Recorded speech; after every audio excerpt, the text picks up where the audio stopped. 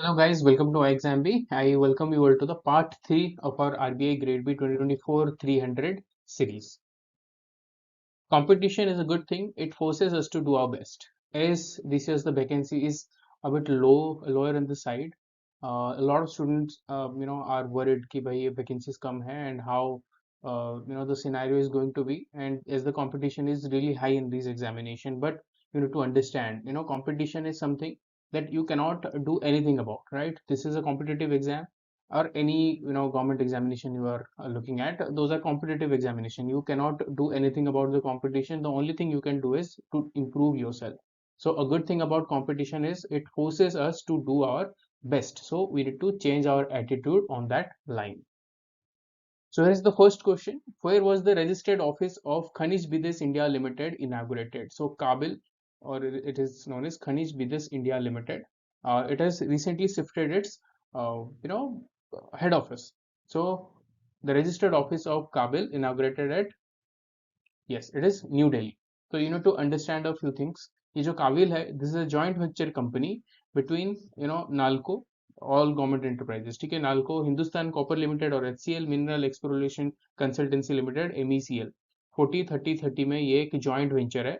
This comes under ministry of, आपको बताना है मिनिस्ट्री ऑफ किस में आएगा ये, मिनिस्ट्री ऑफ माइंस. ठीक है, and it was incorporated in 2019. अभी इसका रजिस्टर्ड ऑफिस कहाँ पे है? न्यू दिल्ली में.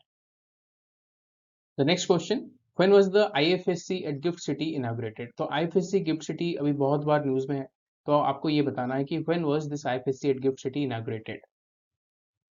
Yes, it was inaugurated in 2015 as a part of India's efforts to create a global financial hub. So IFSC जो है इंडिया का इंटरनेशनल फाइनेंशियल सर्विस सेंटर, मतलब एक ग्लोबल फाइनेंशियल हब है. As of now we have only one centre, that is GIFT City. आगे जाके plans हैं बहुत जगह खोलने की, but as of now we have one. So it was inaugurated in 2015. The next question: when does what does Namaste stand for in the context of the government scheme? Government scheme है Namaste, flagship scheme है. ठीक है, flagship scheme है. तो as far as the phase 1 is concern, आपको हमेशा देखना flagship scheme ही आपको पूछा जाएगा, नहीं तो कोई रिसेंट न्यूज अगर इनैगुरेट हुआ है, रिसेंट स्कीम अगर इनैगुरेट हुआ है तो पूछा जाता है. नमस्ते इज अ फ्लैगशिप स्कीम. इसका पूछा जा रहा है आपकी what is the full form of नमस्ते. Yes, it is C, that is National Action for Mechanized Sanitation Ecosystem. जिसे नाम से आपको पता लग रहा है कि this is about mechanized sanitation. The purpose is to eliminate manual scavenging. जो हाथ से साफ करते हैं तो उसको बंद करना है. ठीक है, manual scavenging को बंद करना है, and the scavenging should be done through mechanization. And it also talks about providing alternative livelihoods to sanitation workers. अगर आप हाथ से बंद कर दोगे तो sanitation workers will be unemployed. तो you need to give them other employment opportunities as well. ठीक है, तो आपको other alternate livelihoods to sanitation workers को भी आपको देना है. This comes under ministry of social justice and empowerment. तो ये अदर लाइवलीहुड्स ऐसे है कि बहुत सारे स्किलिंग अपॉर्चुनिटीज उनको दिया जाता है. नहीं तो जो ये मैकेनाइज्ड सिस्टम है, they can get loans for purchasing this mechanised services. तो वहाँ पे वो ओनर टाइप्स बन के ये चीजों को कर सकते हैं. दिस इज अबाउट नमस्ते scheme. This is flagship scheme for phase 2. This is very important, आपको बहुत अच्छे डिटेल में आपको ये करना होगा. Next question: what is the theme of International Day for Women in Maritime celebrated by Ministry of Ports, Shipping and Waterways? यहाँ पे आपको थीम पूछा जा रहा है. तो हमेशा डेज एंड थीम्स में there are 3-4 parts you have to remember.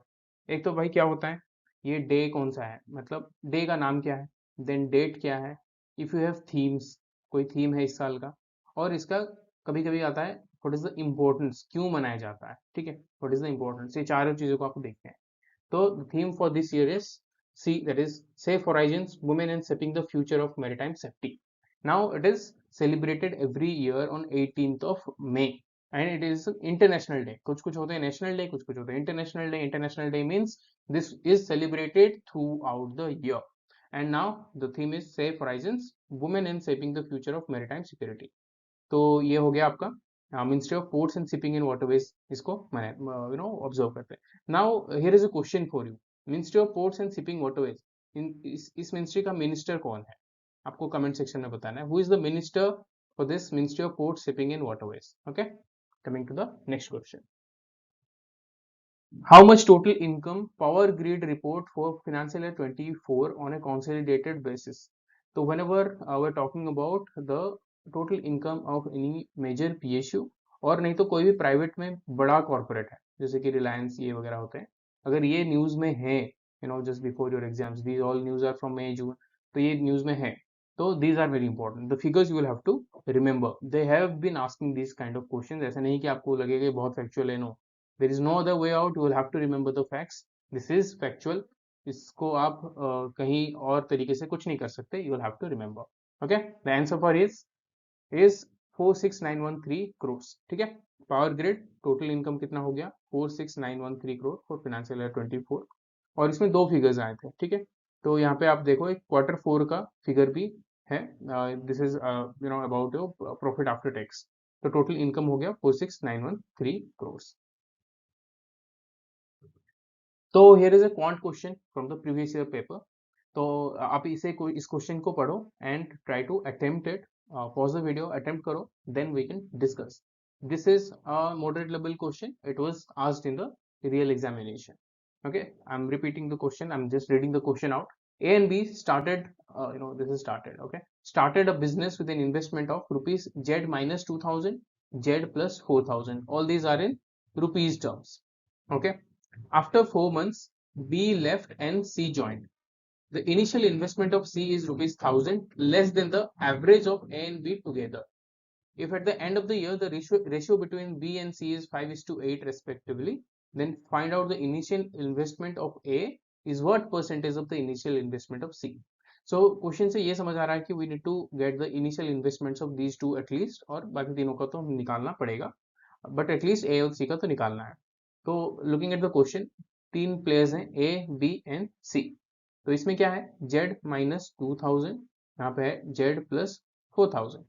Okay, तो इट इज, ये क्या बोल रहे हैं आपको, C is 1000 less than the average of together, average of together मतलब दोनों को ऐड करना है, एवरेज ऑफ टुगेदर क्या आ जाएगा, 2z प्लस 2000, ठीक है, ये कर दो 2 से, तो फिर आगे आपका z plus 1000 is the average, तो माइनस 1000 करना है क्योंकि लेस देन 1000 है, ठीक है, सॉरी, लिस्ट है ये जो टोटल एवरेज से 1000 लेस है, तो ये कितना हो गया भाई, z हो गया, ठीक है, सी का फिगर हमें मिल गया z। Now it will be easier for us, right. ये क्या पूछा जा रहा है, कितने टाइमिंग के लिए कौन कौन है, A is there for 12 months, B is there for 4 months, क्योंकि after 4 months B left, and भाई सी कितने टाइम तक है, 8 मंथ्स के लिए, राइट। अभी क्या पूछा जा रहा है आपको, रेशियो दिया गया है, right, at the if at the end of the year the ratio between profit and B and C is equal to 5:8, ठीक है, 5:8, now you'll have to solve this, ठीक है, इसे हमें सॉल्व करना है, and once you solve it, 4z, ये हो गया आपका, you'll have to be quick with this, 16,000, right, 16,000,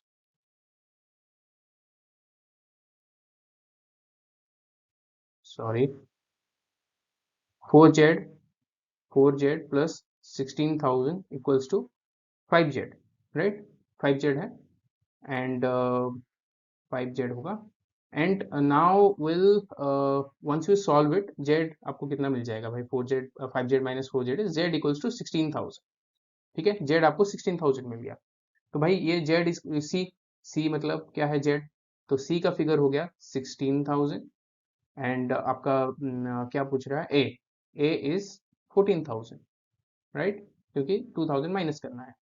now A is to सी कर दो आप, 7:8 हो गया आपका, 1000 ये निकाल के, देन आपको क्वेश्चन में पूछा जा रहा है कि भाई ये परसेंटेज में कितना है, what percent 7 is of 8, right, that is 7 by 8 into 100, that is 87.5%, ठीक है, 87.5%, I hope it is clear now, ठीक है, आप इसे आराम से एक बार देख लेना।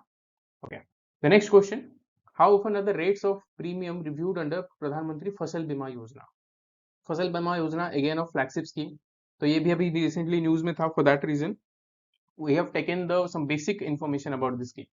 तो भाई इसका जो प्रीमियम्स है, तो ये कितने साल में एक रिव्यू होता है, yes, the answer is every 2 years, ठीक है, the premium rates under the प्रधानमंत्री फसल बीमा योजना are reviewed every 2 years to ensure they are in the line of risk and cost of cultivation, तो this is a very important scheme, आपको बहुत अच्छे से इसके जो प्रीमियम्स हैं वो याद रखने होंगे। मुझे जितना याद है 2-3 बार तो इसके प्रीमियम्स पूछे गए हैं, बोथ फॉर आरबीआई नबार्ड में भी पूछा गया है, तो दिस इज वेरी इंपॉर्टेंट। ठीक है, coming to the next question, what replace the 5 year plans traditionally used by the planning commission. तो प्लानिंग कमीशन के जो 5 ईयर प्लान था, अभी आपको पता है प्लानिंग कमीशन को रिप्लेस कौन कर लिया, आपका नीति आयोग। तो ये 5 ईयर प्लान को हटा के हमने क्या शुरू कर दिया, okay, yes, we replaced the 5 year plan with 3 year action agenda. ठीक है, 3 ईयर एक्शन एजेंडा। इसमें क्या होगा, हमें शॉर्ट टर्म पर्सपेक्टिव मिलता है, 3 ईयर्स के लिए पर्सपेक्टिव मिलता है, उस हिसाब से विल मूव फॉरवर्ड। तो 5 year plan, the planning commission, they are done away with. तो इसके बाद हमारे पास क्या शुरू हो गया, 3 year action agenda. If I am not mistaken ये 2015 से चल रहा है। ओके, चलो, ओके, ये क्वेश्चन आ गया आपका रीजनिंग का। ठीक है, दिस इज ऑल्सो PYQ, मतलब आपको 2022 से 23 में पूछा गया था। तो यू नो सिलॉक्स का है, in this question below are the given 3 statements, आपको चूज करना है। All inners are jackets, some inner are coat, some jacket are not sweater. तो फर्स्ट हम क्या करेंगे, वेन डायग्राम बना लेंगे। All inner are jackets, right, ये हो गया इनर, ये हो गया जैकेट, राइट, ये हो गया जैकेट, ये हो गया आपका इनर। तो ये फिर क्या पूछा जा रहा है आपको, सम inner are coat.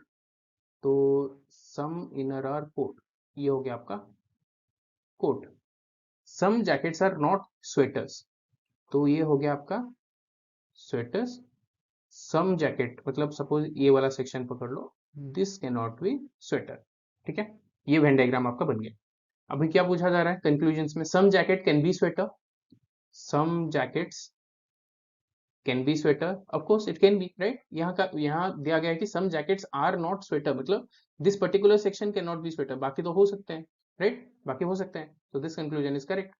At least some coat are jacket, at least some coats are jackets, of course. यहाँ अगर ये वाला सेक्शन हम हटा भी देंगे, मतलब इफ इनर इज देयर, ठीक है, हम अगर यहाँ पे करते हैं और कोट यहाँ पे है, लेकिन हमें पता है कि ऑल इनर्स आर जैकेट्स, तो भाई at least some coats are jackets तो होंगे ही होंगे, करेक्ट। तो यहाँ पे E should be your answer, both conclusion 1 and 2 follows। यहाँ पे आप देख सकते हो both conclusion 1 and 2 follows। Okay, 4 statements have been mentioned here, आपको इनकरेक्ट स्टेटमेंट्स चूज करनी है। ठीक है, तो you will have to read it. अभी आपको हमें पता है कि एग्जाम्स में बहुत ही लेंथी क्वेश्चंस आ रहे हैं, you will have to read a lot, process a lot, then answer, so it is quite time taking. So you have to be fast on the reading part at least, and this is not just limited to English। हर जगह आपको लेंदी questions दिए जा रहे हैं, it's not that कि बहुत difficult आ रहे हैं। जो क्वेश्चन पूछा जा रहा है, जो demand of the question is that is ठीक ठाक है, लेकिन लेंदी बना दिया, and this is not limited to only phase 1, तो फेज 2 में भी और ज्यादा लेंदी कर। ठीक है, चलिए, आई होप आप पोस्ट करके पढ़ लो एंड विल डिस्कस। ठीक है, yes, only one. The neoclassical style refers to a movement in art, architecture, and design that emerged, right, emerging in the 18th and early 19th centuries to revive and evaluate the ideals of classical antiquity। तो ये होगा emerged, ठीक है, emerging तो नहीं होगा। बाकी all this statements are correct, आप एक बार आप खुद से भी पढ़े हो, तो कोई भी डाउट आता है आप नीचे पूछना है यहाँ पे कि ये पर्टिकुलर चीज क्यों करेक्ट हुआ, क्यों रॉन्ग हुआ। ठीक है, तो this is the question from English. So I hope आपको इस वीडियो से कुछ अच्छा सीखने को मिला है। Please like the video and do not forget to subscribe to our channel and press the bell icon. कोई भी क्वेरीज हैं hello@exambee.com पे आप हमें मेल करना। Prepare 50% faster with exambee learning experience। This is Amit signing off.